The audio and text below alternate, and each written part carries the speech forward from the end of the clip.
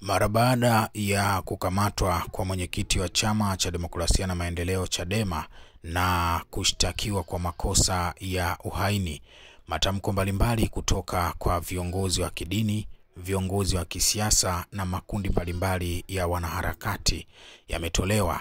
Moja ya tamko kubwa ambalo limekuwa likisubiriwa kwa muda mrefu ni tamko la Freeman Aikaeli Mbowe, aliyekuwa mwenyekiti wa Chama cha Demokrasia na Maendeleo Chadema.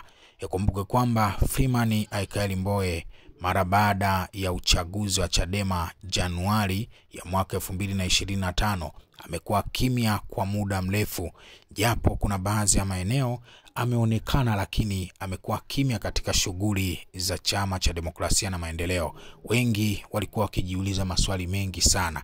Wengi wamekuwa wakijiuliza maswali hadi leo kwamba Freeman Aikaeli Mbowe ameamua kuachana kabisa na mambo ya siasa ama ikoje, na kukamatwa kwa Tundu Lissu. Freeman Aikaeli Mbowe neno lake ni lipi? Hizi ni baadhi ya kauli ambazo zimetolewa na viongozi mbalimbali na watu maarufu pamoja na wanaharakati baada ya kukamatwa kwa Tundu Lissu. Tukianza na wakili Boniface Mwabukusi, yeye kupitia ukurasa wake wa mtandao wa kijamii wa X, zamani Twitter, alichapisha ujumbe uliosomeka hivi: Tunafuatilia kujua nini kimejiri na kwa nini nguvu kubwa kiasi kile imetumika eneo ambalo Chadema na wananchi walikuwa wakitumia haki yao ya kujumuika kwa kufuata sheria. Nguvu iliyotumika na polisi dhidi ya raia wasiokuwa na silaha yoyote sio tu matumizi mabaya ya sheria, bali ni hali inayoashiria kuto kuwajibika na kukosekana kwa ustahimilivu wa kisiasa katika taifa letu. Kulikuwa na namna nyingi za kiuweredi ambazo zingeweza kufanyika bila rabsha wala risasi au mabomu ya machozi. Tundu Lissu sio tu kwamba ni mwanachama na kiongozi wa chama kikuu cha upinzani, huyu pia ni mwanachama hai wa TLS na ana haki ya kutendewa kwa mujibu wa sheria.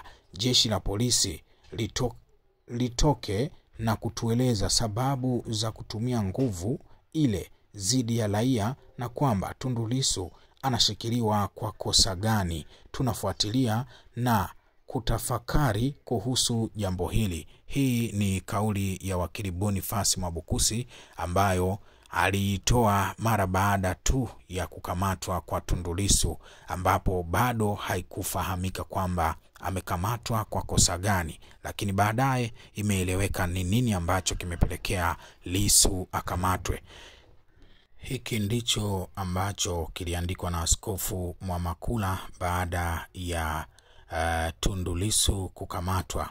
Askofu Mwamakula kupitia ukurasa wake wa mtandao wa kijamii wa X, zamani Twitter, alichapisha ujumbe uliosomeka hivi: hati ya mashtaka dhidi ya Lissu inayowasilishwa na mwendesha mashtaka mahakamani ni kama ile dhidi ya Yesu iliyowasilishwa na kuhani mkuu Kayafa mbele ya Pilato. Hati haikizi vigezo vya kisheria kuwa kesi ya uhaini. Hii ni kesi ya kisiasa, lengo kutaka kumuondosha Lissu kwa hila. Hicho ndicho ambacho kiliandikwa na Askofu Emmanuel Mwamakula. Alichoandika God Bless Lema kupitia ukurasa wake wa mtandao wa kijamii wa X, zamani Twitter, aliweka picha ya Tundu Lissu, lakini pia pembeni akaweka picha ya kitanzi, kisha akasindikiza kwa maneno yaliyosomeka hivi: wanataka kukunyonga mpaka ufe kwa kupigania ustawi wa nchi, usiogope. Zitto Kabwe yeye alichapisha ujumbe uliosomeka hivi: treason, kisha kaweka alama ya kuuliza. Hajaandika jambo lingine lolote lile. Ni kama Zitto Kabwe anashangaa. James Mbowe, ambaye huyu ni mtoto wa mwenyekiti aliyepita Freeman Aikaeli Mbowe, naye kupitia ukurasa wake wa mtandao wa kijamii wa X, zamani Twitter, amechapisha ujumbe uliosomeka hivi: nimesikitishwa na kesi ya uhaini aliyofunguliwa mwenyekiti wa Chadema Taifa Tundu Lissu. Itakumbukwa mashtaka ya namna hii hayana dhamana, hivyo italazimika mwenyekiti akae lumande hadi kesi hii itakapomalizika.